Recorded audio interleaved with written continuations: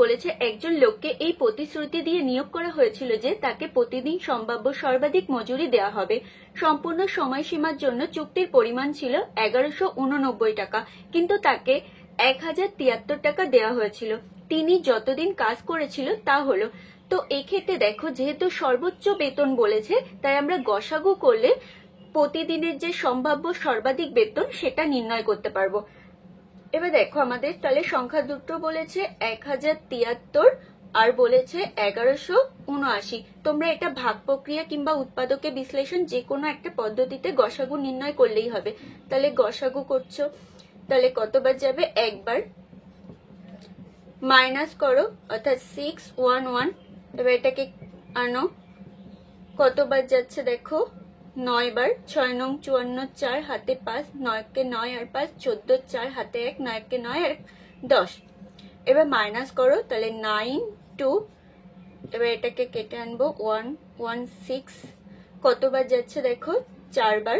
4 নং 36 6 হাতে আমার 3, 4 দুগুণে 8, 8 3 11। এবার তাহলে আমাদের গসাগু বেরিয়েছে কত দেখো? 29। এটাই তাহলে বেতন প্রতিদিনের। তাহলে বেতন হলো 29 টাকা।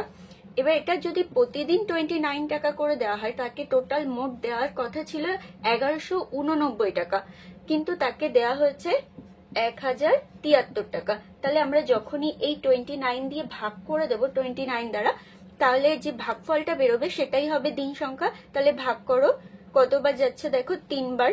3 নং 27, 7 হাতে 2, 3 দুগুণে 6, 7 8।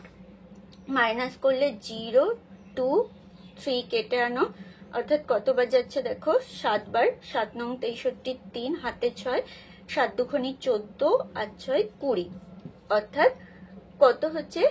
37। এটাই হলো দিন সংখ্যা। তাহলে এটা কোন অপশনে আছে দেখো? অপশন বি তে। আজকের ভিডিও এখানেই শেষ করছি। ভিএসও এক্সাম সম্পর্কিত এইরূপ আরো ভিডিও পেতে চ্যানেলটিকে অবশ্যই সাবস্ক্রাইব করো। আর ভিডিওটি যদি তোমাদের ভালো লেগে থাকে তবে অবশ্যই ভিডিওটি লাইক, কমেন্ট এবং বন্ধুদের শেয়ার করো।